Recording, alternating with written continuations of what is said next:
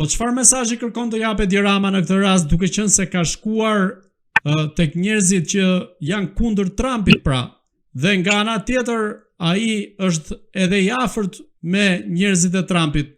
Çfarë është kjo lojë e Edi Ramës me dy porta? Ku është i afërt me njerëzit e Trumpit, se s'po e kuptoj këtë çipë unë. Me dhëndrin e Donald Trumpit. O zotri, ma keni thënë dhe njërë tjetër këtë, po nuk u vjetë turp njëra, më faqë që drejtojmë kështu dhe nuk do të ndërpresësh këtë. Që do me thëmë kjo që pas kanë miqësi me dhëndrin e Trumpit edhe pasaj? Qa është dhëndri Trumpit? është senator, është kongresmen, është ministër, çfarë është? Çështja është që është njeriu i afërt i presidentit amerikan dhe edhe pastaj mirë, shkoni për ndikimin e tij. Kush që ndihet për ndikimin e tij? Kush e tha atë? Po të paktën në mandatin e parë të Trumpit ka pasur goxha ndikim. Ku e ka pasur ndikimin? Tek ne jo. Të administratën e Trumpit. O zotri, s'na duhet deve se sa të ndurë edhe nuk se ka i në shpit timo që janë këto që kjo Shqipe, që kjo politik rrugë kështu. Kjo është politik rrugë. Nuk është politik, nuk është diplomaci. Kjo është një idiotizm që i doj që e thot, është turp një. Për nivelin që i një vetës nuk të pranoja kur që kjo çështje të shtrojë për diskutim.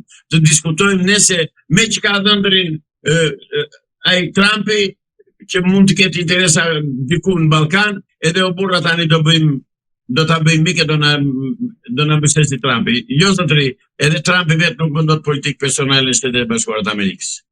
Ka probleme të mëdha vetë ai në Kaliforni. E s'ka ngjetë merret me neve. Ai dhëndri Trumpit vjen në Kaliforni të qetësojë situatën. Që janë ngritur gjithë meksikanët kundër tyre, të mbështetur nga ky miku që ka ftuar këtë Edi Ramën ton, kryeministrin ton në detyrë. Pikërisht pra, duke qenë se janë dy palë që janë të kundërta në Shtetet e Bashkuara të Amerikës, si Soros, si ashtu edhe Trumpi, në këtë rast Edi Rama nga njëra anë lul me portën e Trumpit dhe nga ana tjetër me portën e Sorosit, siç është pjesëmarrja në dasmën e djalit të George Sorosit. Të lutem. Në dasëm ka vatur të vetë për Iraki, ndërsa me Trumpin dhe të dalë i dhëndëri Trumpit e thotë shikoni se Edi Rama ka mua për mbështetje. Çan këto këtoni more. Po ka dhe i mesazh politik aty në atë rast, sepse do të marrë pjesë Obama, Clinton. Absolutisht asnjë mesazh politik. Absolutisht fare, zero. Edhe nëse bën foto me Obama ose Clintonin. Po dhe të bëjnë dash dhe me atë, me vjerën e Obamës, kjo është politika, që bëjnë fotografi me, që paguajnë nga $100,000-200,000 për të bërë një fotografi, dhe kujt i duhet ajo fotografi? Ai le ta marrë në fototekën e tij personale, po mua si shteta shqiptar, si qytetar shqiptar, atë fotografi e marrë dhe shkoj e përdor për letër higjienike. Mendoni kështu sa i përket këtij lloj raporti mes Ramës dhe Sorosit, por shqiptarët e shohin ndryshe sepse ka një farë ndikimi. Gjithsesi, pavarësisht faktit se Edi Rama ka vajtur në një vizitë private, ai nuk ka zhvilluar asnjë takim zyrtar në Washington. Ju si e lexoni një gjë të tillë? Dhe nuk do zhvillojë takime zyrtare. Harroj. Nuk pranojnë ata një njeri të degeneruar, të korruptuar dhe spion të 100,000 ngjyrave të bëjnë marrëveshje, të bëjnë kontakte me të. Këtë e di miru.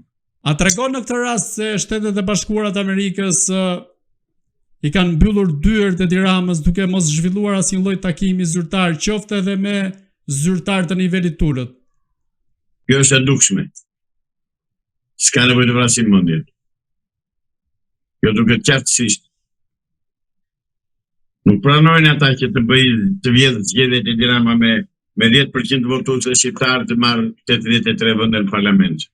Nuk pranojnë ata që të korruptoj numrin 2 të FBI-s dhe të kenë dhe marrëdhënie miqësi me ta. Këto janë ca përpjekje të dëshpëruara të Edi Ramës për të shpëtuar dhe për të gjetur një mundësi që të shpëtojë, të mos vejë në burg dhe të mos e akuzojnë amerikanët për krimin që ka bërë në shtet krim federal që është korruptimi i numri 2 të FBI-së amerikane.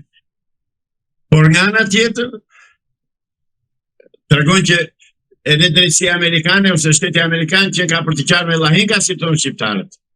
Se atje kanë, ka shkelur ligjin amerikan, automatikisht do të shpallet non grata dhe të arrestohet dhe të jap llogari. Sepse se bëjnë këtë nuk e di.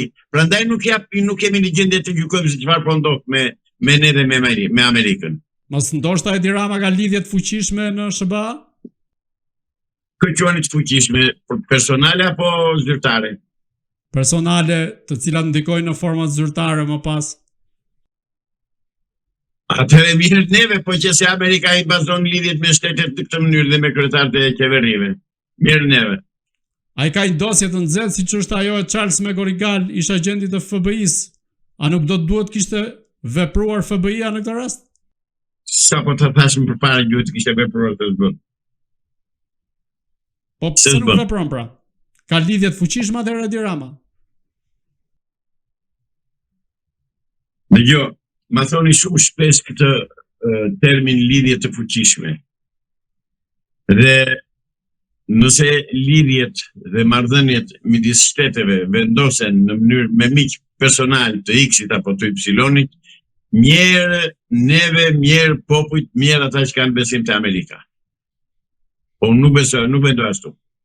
Unë mendoj që Amerika i bë punën ashtu si duhet në vijë dhe unë besoj që Amerika do t'ja tregoj vendin dhe Edi Ramës dhe Sali Berishës për ato që kanë bërë. Se bën, qofshin ata që janë, s'kam çfarë të them tjetër. Po ti referohemi deklaratave të kryedemokratit Sali Berisha, konfirmojnë gjë të tillë duke thënë që përmes lidhjeve të tij Edi Rama e shpalli atë non grata përmes sekretarit Blinken. Këto deklarata të kryemashtruesit Sali Berisha që the pak më përpara, të kryemashtruesit Sali Berisha, i cili përpiqet me çdo mjet që të dorëzoj Partinë Demokratike të Bijës, që është një tjetër turp kombëtar ky, është një tjetër turp, është një tjetër pislëk që kërkon të bëj. Nuk është ashtu si thot kryemashtruesi Berisha, jo. Nuk është ashtu. Kryemashtruesi kërkon të shpëtojë kokën e tij duke mbajtur me forcë kryesinë e Partisë Demokratike me një grusht kriminalës që ka rreth rrotull dhe hajdutës që ka rreth rrotull vetes atje, që i futi dhe në listat e sigurta dhe që i bëri dhe ai mashtroi atarët e Partisë Demokratike, ai u tall me ta. U çuditë me ata si nuk ngrihen në vetë ata me pështrim të ambysin atje në selin e PD-s.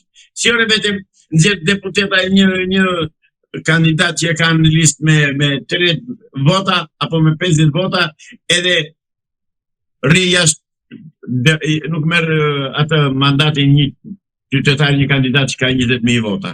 Mbi bazën e ligjit që kanë bërë të dy me Edi Ramën. Këta janë hajdut, këta janë kriminal, këta janë pa fytyrë, këta janë antikombëtar, këta kanë të tëra të zezat. Ore si ka bërë gjë turku Shqipërisë me ç'po i bëjnë këta.